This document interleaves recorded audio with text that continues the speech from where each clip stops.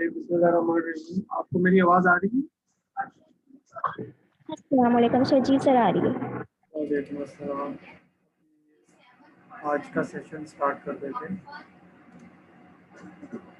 Okay, अब तक हमारा फोकस जो है वो आर्टिफिशियल इंटेलिजेंस में सर्चिंग पे रहा है, और सर्चिंग में हमने देखा कि अनइन्फॉर्म सर्च है और इन्फॉर्म सर्च है। फिर ह्यूरिस्टिक्स का यूज़ हमने देखा।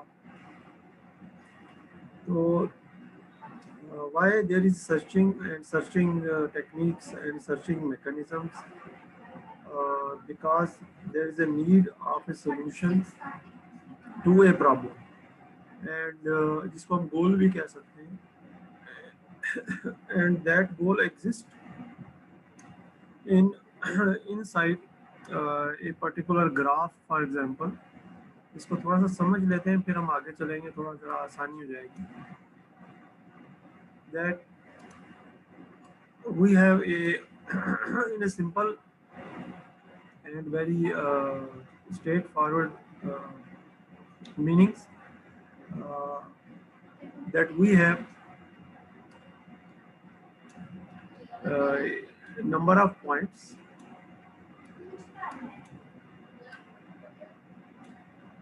and one of them is a goal. So we start from anywhere. Let's say this is the goal, but we have started from this position. To reach that goal, there are a number of possibilities. If there is a graph,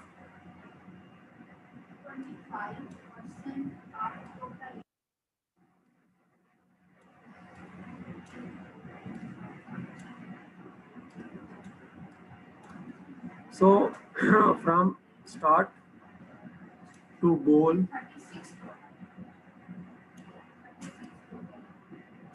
there are number of possible directions, and it is possible कि जो है वो कोई भी एक root जो है वो गोल तक पहुंचने के लिए या सोल्यूशन तक पहुंचने के लिए वो लिया जाए। But there are many, so algorithm exist based on some criteria, based on some evolution, जिसमें कि वो आहिस्ता आहिस्ता पहले स्टेट पे पहुंचेंगे और देखेंगे कि क्या ये गोल है। जब नहीं है तो फिर आगे देखेंगे क्या ये गोल है, नहीं है तो फिर आगे देखेंगे क्या ये गोल है, और फिर वो बता के यहाँ तक हम पहुँच गए। So this is the basic search mechanism, और इसके ऊपर बेस करते हुए there are a number of algorithms available. ये हम सर्चिंग एल्गोरिदम से गुजर चुके। अब हम जो चीज़ डिस्कस करने जा रहे हैं वो नॉलेज रिप्रेजेंटेशन एंड रीजनिंग। इसका मतलब ये हुआ कि now we are talking about the agent,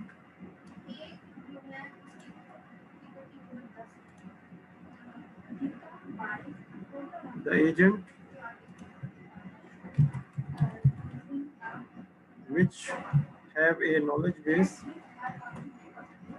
and it has a mean to reason. Reason mean some question and answers, and the answers comes with some reason behind them. Obviously, we know that there is some sensor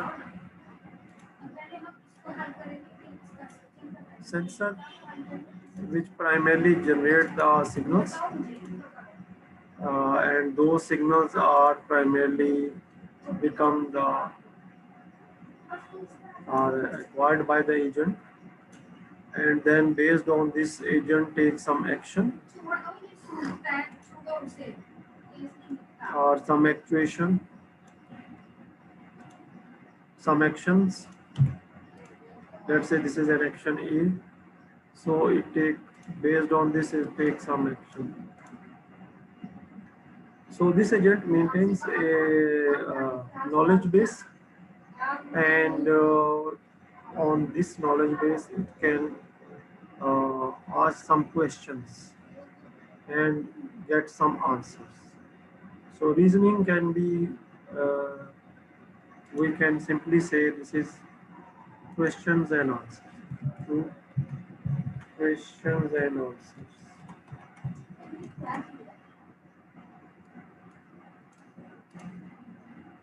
अब हम इसकी definition की तरफ चलते हैं. So represent the knowledge, जिसको हम real world facts कहेंगे, in a form that can be used to reason and solve problems. This is the primarily theme of this topic. तो इसको हम देखते हैं कि there is some knowledge. How to represent that knowledge in a way so we can pose some questions and get some answers. And the purpose is problem solving. The purpose is problem solving. So the first thing which comes in, how we categorize the objects. The object categories, which is also called the ontology. It is a tree-like structure usually. So in this diagram, anything can be categorized as object, abstract objects, and generalized events. This is one way of categorizing anything. Okay, there may be other things as well. So in this diagram, then the abstract objects are categorized further in the form of collections, which are sets, in the form of numbers, in the form of representational objects. Similarly, generalized events can be intervals, places, can be physical objects, and can be the processes. Then there is another categorization. Sets, they have their categories. Similarly, representational objects can be sentences, can be the quantitative measurements like time and weights. Interval can be moments. Physical objects can be classified as things or other stuff. Further classification is, they may be animals, they may be agents, they may be humans. Stuff can be categorized as just like a material, solid, liquid, and gases. So this example just shows that we can create some categories which are general to specific. They are generalized from general to specific. So human is a specific instance of anything.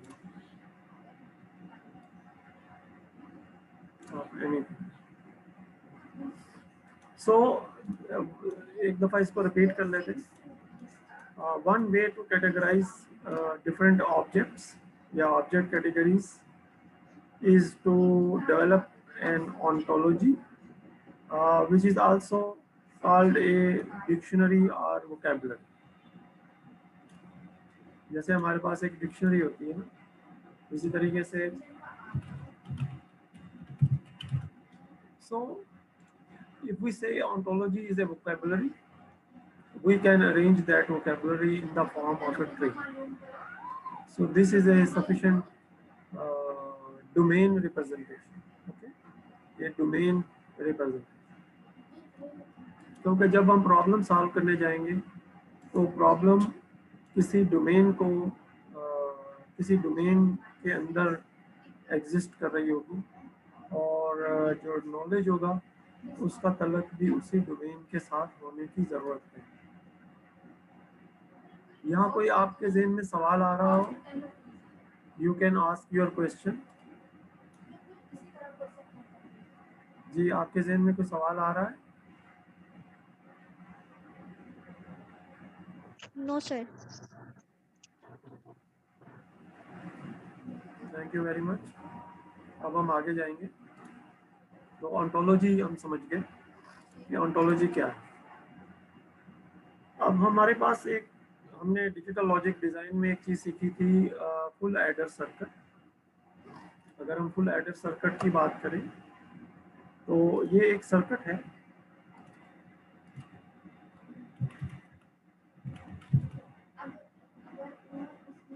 जिसको C1 से represent किया गया है। इसी तरीके से इसके अंदर डिफरेंट गेट्स हैं। अगर आप गेट्स की रिप्रेजेंटेशन देखें तो ये एक एक्सक्लूसिव आर गेट है। इसी तरीके से अगर आप ये देखें तो ये एक एक्सक्लूसिव और गेट है। हमारे पास कुछ एंड गेट है इसमें,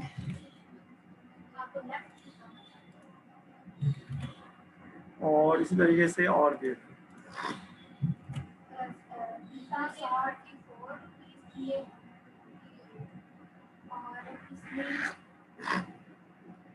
सो अगरचे गेट कैटेगरीज हमें पता है कि गेट कैटेगरीज जो है वो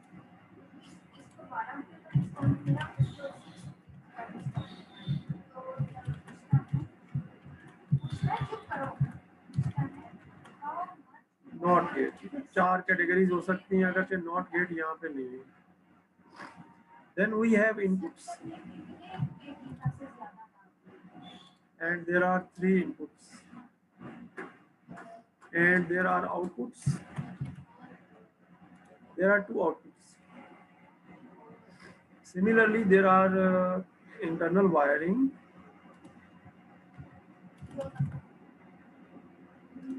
and these wirings at any time of instant we can have either 0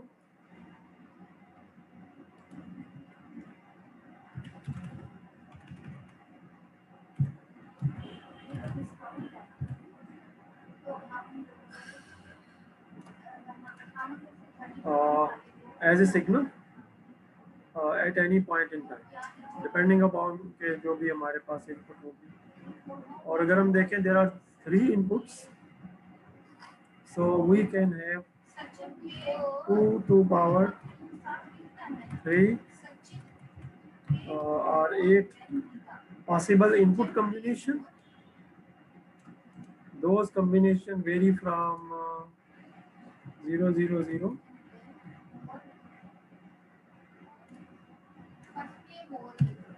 0 0 1 0 1 0 and so on up till we have 1 1 1. Okay. So these are possible input combinations. Similarly, we have the output combinations that can have around 0 0 0 1 1 0 and 1 1. So these are possible output combinations. और हमने जो combinational logic circuit design किया था उसमें हमने जो है वो इनको आपस में लिंक भी किया था कि ये कैसे आपस में लिंक करते हैं। तो हमने थोड़ी सी देर में एक फुल एडर सर्किट को जो कि single bit full adder circuit है उसको हमने उसकी डोमेन को समझा है कि इसके अंदर क्या क्या चीज़ें मौजूद हैं। ठीक है, इसमें 3 तरह की चीज़ें आमतौर पे होती हैं। प्रीडिकेट कहलाता है और फंक्शन कहलाता है और इसी तरीके से कांस्टेंट कहलाता है। तो 3 तरह की चीज़ें जो है जब हम लॉजिक की बात करेंगे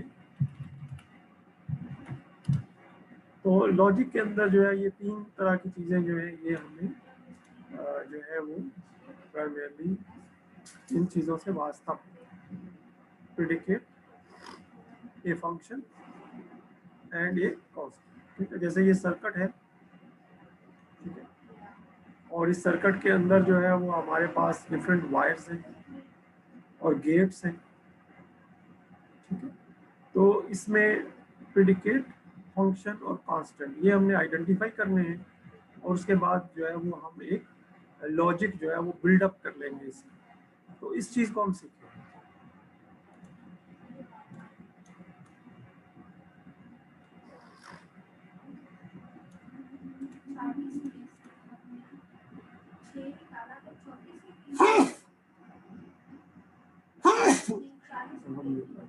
ओके, तो इसमें हम एक नॉलेज इंजीनियरिंग प्रोसेस को फॉलो करेंगे।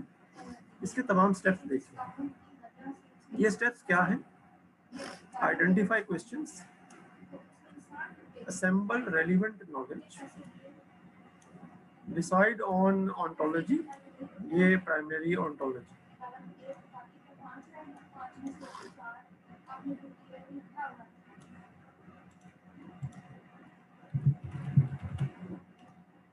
देन और ontology में क्या है? ये एक वोकैबुलरी बनेगी जिसमें प्रेडिकेट्स होंगे, फंक्शंस होंगे और कांस्टेंट्स।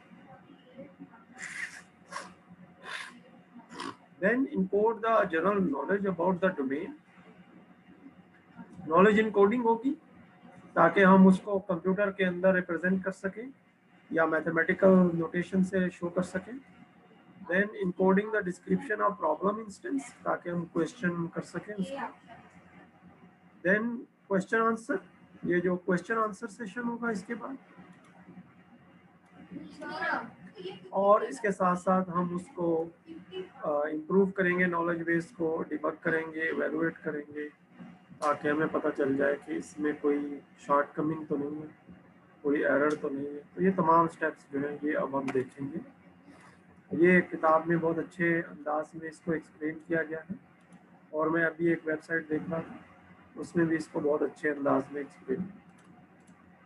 सबसे पहले identify questions, why there is a need, because reasoning task associated with digital circuits. तो हमने उन रीजनिंग टास्क जो है या उन क्वेश्चंस की बात करनी है जो कि डिजिटल सर्किट के साथ, क्योंकि ये हमारी जो डोमेन है, ये डोमेन जो है ये digital circuits.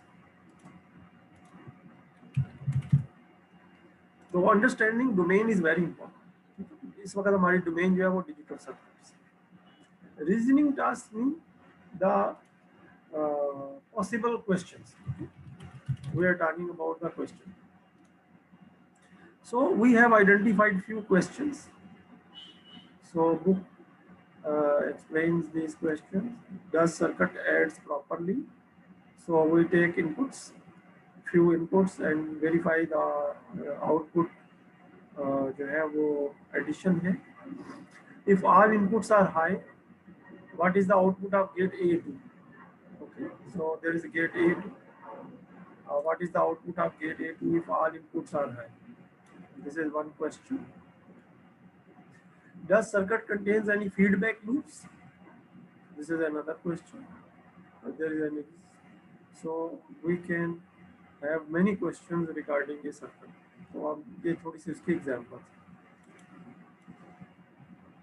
So these are the questions के जो हम knowledge base में पूछना चाहते हैं और वो उसको answer. Then assemble the relevant knowledge. इसका थोड़ा सा तो हम रिव्यू कर चुके हैं already, but what do we know about the digital circuits? We know about the domain. इस सर्किट के हवाले से बात हो रही है। It contains wires and gates primarily.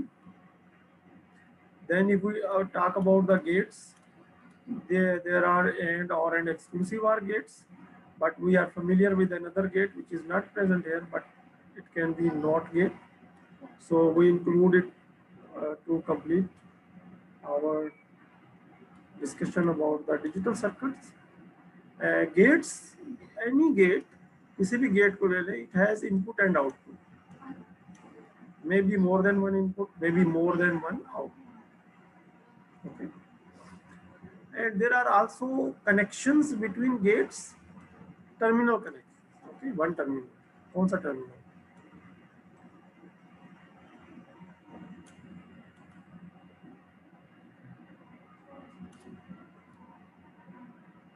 So this is one example जिसमें आप देख सकते हैं कि ये जो आउटपुट है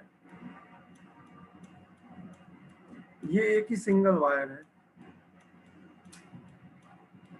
तो ऑब्वियसली इस एक वायर के ऊपर जो लॉजिक लेवल है वो या तो 1 हो सकता है या 0 हो सकता है। दो लॉजिक लेवल एग्जिस्ट नहीं कर सकते एक वक्त में, ठीक है। टर्मिनल कनेक्शंस यानी start of A terminal point and end of A terminal point. आमतौर पे तो हम टर्मिनल पॉइंट्स को इनको कहते हैं जो डॉट्स लगे हुए हैं जब सर्किट एनालिसिस पढ़ रहे हो, these are the terminal points, ठीक है। लेकिन मैं कह रहा हूँ कि from start to the end, ठीक है। ये यहाँ पे भी एंड हो रहा है और ये यहाँ पे भी, ओके। मैं इस पूरी इस चीज़ की बात कर रहा हूँ to complete the discussion, okay. Otherwise अगर आप सिर्फ इन जॉइंट्स को ही टर्मिनल समझ लें दैट विल आल्सो सफिशिएंट, क्योंकि ये केस बहुत आसान और सिंपल है। Then the signals on the wire can have two states on and off. On का मतलब लॉजिक लेवल 1, ऑफ का मतलब logic level 0। So this is the relevant knowledge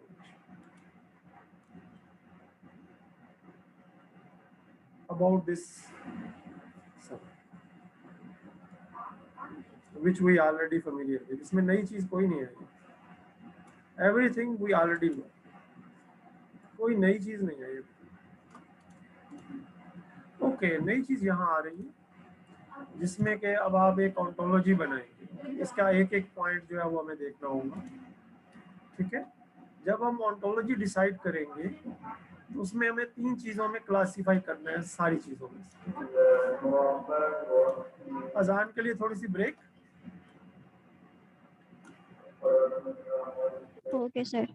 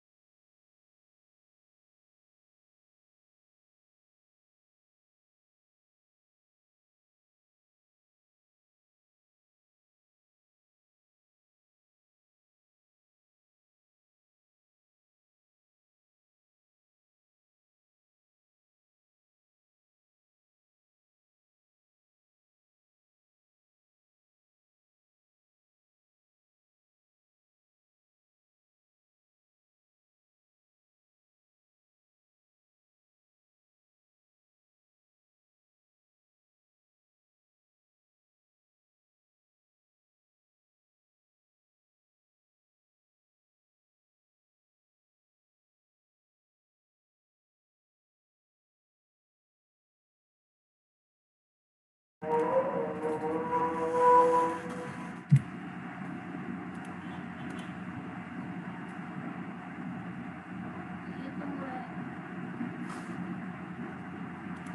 बिस्मिल्लाहिर्रहमानिर्रहीम।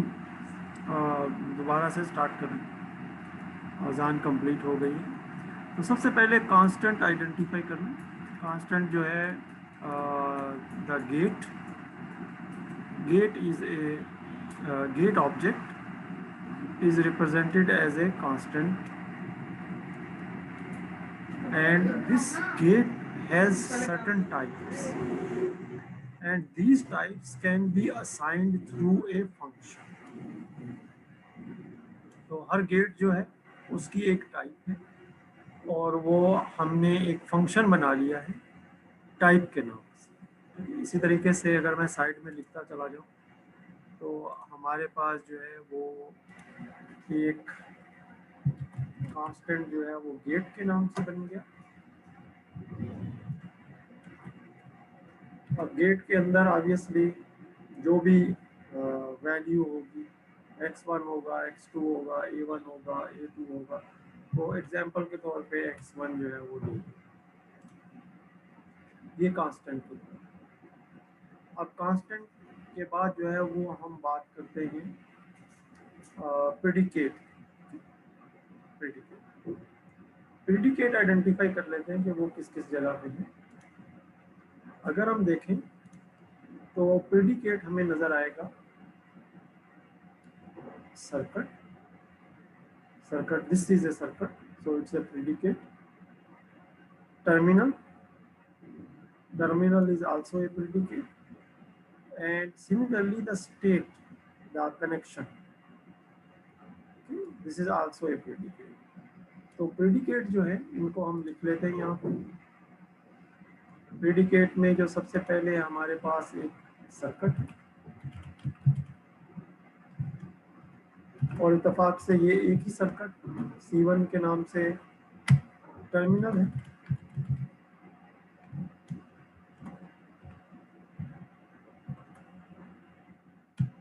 इसके बाद हमारे पास जो है वो कनेक्टेड, कि ये जो है वो आपस में कनेक्टेड है। तो ये तो हमारे पास आगे प्रेडिकेट। इसके बाद फंक्शन की बात कर लेते हैं। फंक्शन में हम देखते हैं कि फंक्शन एक हमारे पास जो है वो टाइप है। इसके बाद हमारे पास एक फंक्शन इन और आउट है और एक फंक्शन जो इन और आउट को आपस में अटैच करते हैं, इनको और आउट को दोनों, ठीक है। इस फंक्शन का एक स्पेसिफिक नाम है और इसको जो है वो ARITY यानी इसको कहते हैं, इसको RIT कहते हैं। ये इनपुट और आउटपुट उसको मिलाता है, जो फंक्शन इन और आउट दोनों को मिलाता है उसका एक स्पेसिफिक नाम है RIT। इसी तरीके से एक सिग्नल फंक्शन, तो इन फंक्शंस को भी हम लिख लेते हैं एक तरफ कांस्टेंट, प्रेडिकेट और फंक्शन। एक फंक्शन हमारे पास टाइप है,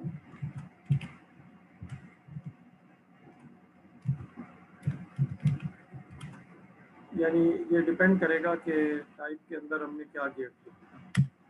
इसी तरीके से इनपुट है,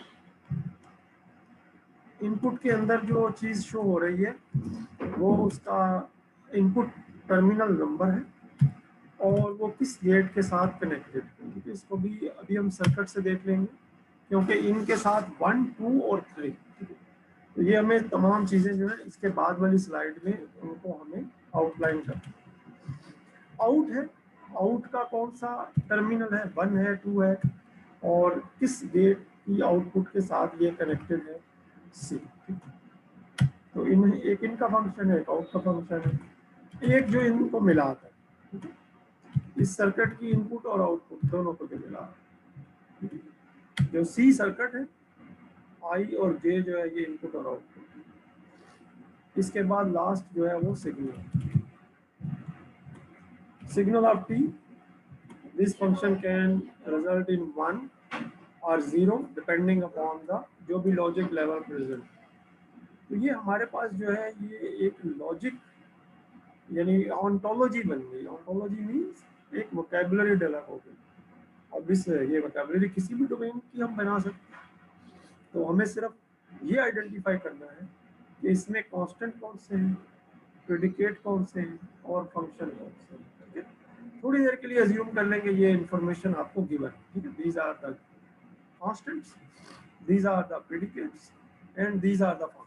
क्योंकि हमने जो लॉजिक है, जो ट्रेडिशनल लॉजिक है और जो फर्स्ट ऑर्डर लॉजिक है, उसके जो नोटेशंस हैं वो अभी हमने नहीं पढ़ी है, लेकिन ये चीज़ें हैं, ये अगर आपको गिवन हो तो you can do many things. बेटा आपका यहाँ कोई सवाल है? If you have any question at this point in time. No sir, clear है। ओके, थोड़ा सा आगे नेक्स्ट चलने से पहले कि कॉन्स्टेंट्स, प्रेडिकेट्स और फंक्शंस ये हमने डिफाइन कर लिया।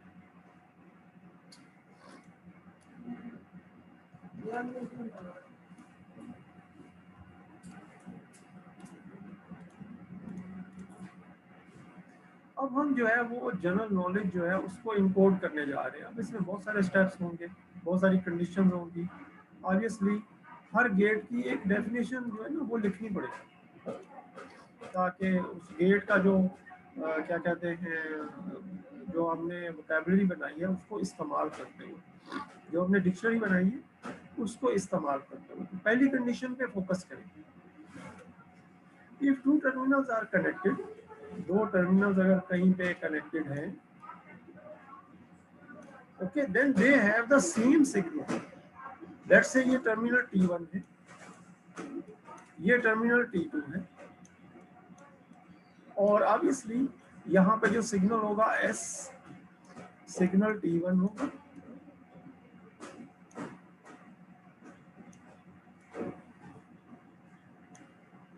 और लिखने में जरा डिफिकल्टी हो रही है, so let me take this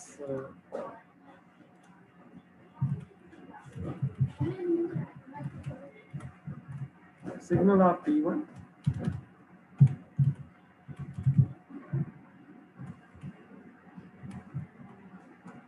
and signal of T2। तो ये अगर ज़ाहिर है एक ही इन पे लॉजिक लेवल होगा तो जो सिग्नल होंगे वो सेम होंगे, इसका मतलब है कि ये इक्वल का साइन है।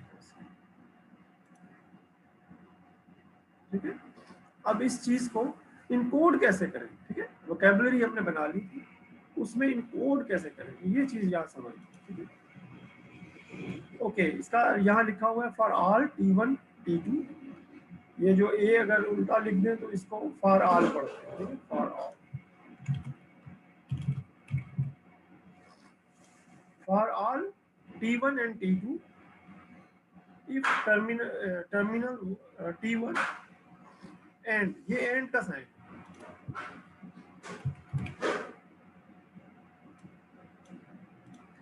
एंड टर्मिनल T2,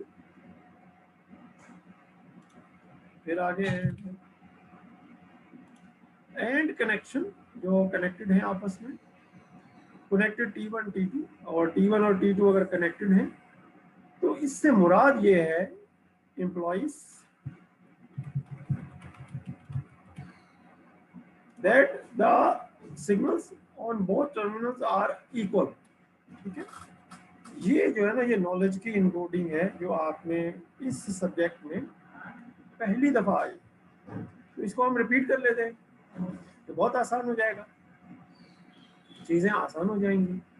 पहले स्टेटमेंट को पढ़े, if two terminals are connected then they have the same signal, यानी उन पे लॉजिक लेवल सेम होगा। तो इसको इनकोड कैसे किया?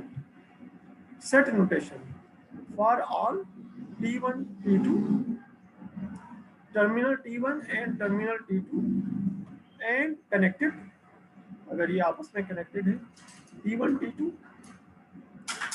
This means, this implies that the signal T1 यानी 0 या 1 that is also equal to signal T2 0 या 1। अगर यहाँ 0 है तो यहाँ पर भी 0 है, अगर यहाँ पता चल गया 0 है तो यहाँ भी पता चल गया कि 0। तो ये पहली लाइन जो है ये इनकोड करती है और बताती है कि किसी एक वायर के ऊपर जो एक वक्त में जो सिग्नल होगा लॉजिक लेवल 0 होगा या 1 होगा।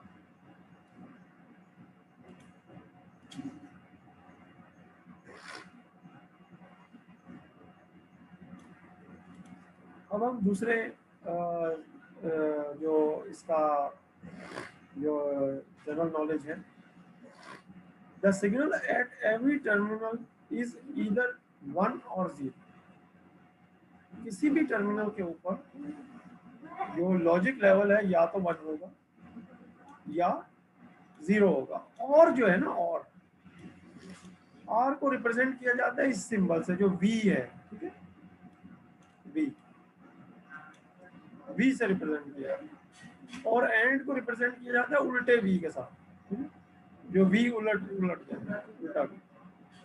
ये और का सिंबल और लॉजिक। ओके, इसको जरा देखें। For all T terminal T1, terminal T, that means signal on that terminal T, the signal T is 1 or signal T is 0. So there is one possibility out of 2, या तो 1 होगी या फिर 0, ठीक है, at any terminal, at any connection। मेरे ख्याल में ये दोनों मुश्किल नहीं है, बहुत आसान है। अगर हमें थोड़ी सी भी सेट नोटेशन आती हो तो हम इसको बहुत अच्छे अंदाज में सीख सकते हैं, बहुत अच्छे अंदाज में समझ सकते हैं। तो पहला पॉइंट जो है वो कहता है कि अगर दो टर्मिनल कनेक्टेड हैं तो उन पे लॉजिक सेम होगा। दूसरा पॉइंट कह रहा है कि या तो लॉजिक वैल्यू 1 होगी या लॉजिक वैल्यू 0 होगी।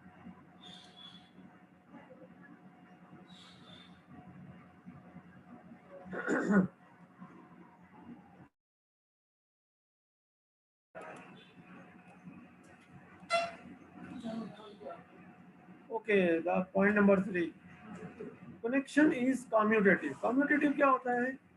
ए B is equal to B A, अगर प्लस कर लें दरमियान में तो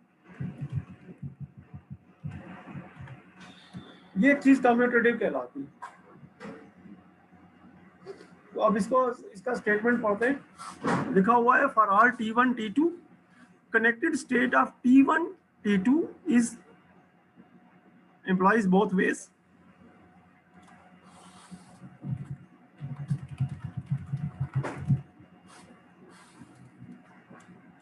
that connected T2 T1, यानी T1 T2 से कनेक्टेड है तो T2 भी T1 से कनेक्टेड।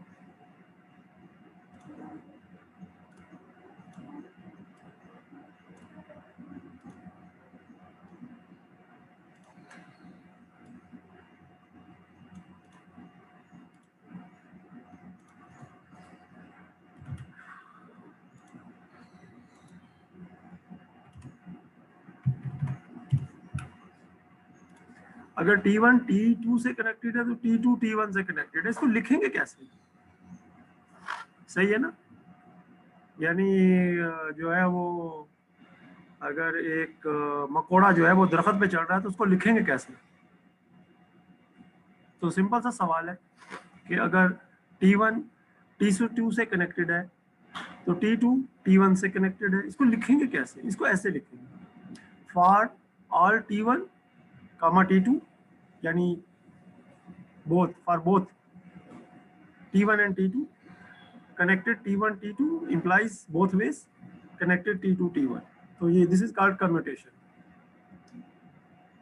मूविंग अहेड, थोड़ा सा टाइम इसलिए लगा रहे हैं ज़्यादा क्योंकि वी आर प्राइमरली ये फर्स्ट टाइम इनकाउंटर हो रहे हैं इस तरह की चीज़ें इस सब्जेक्ट में ख़ास तौर पे। Okay, there are 4 types of gates. और अगर हम एक जनरल स्टेटमेंट ले लें, for all G gate G and K is equal to type of G। अच्छा, ये अभी हमारा 1 मिनट ही रह गया है, रिकॉर्डिंग का। तो रिकॉर्डिंग ख़त्म होने के 10 मिनट के बाद हम नेक्स्ट सेशन करेंगे, ठीक है। उस सेशन में फिर हम यहाँ से स्टार्ट करेंगे।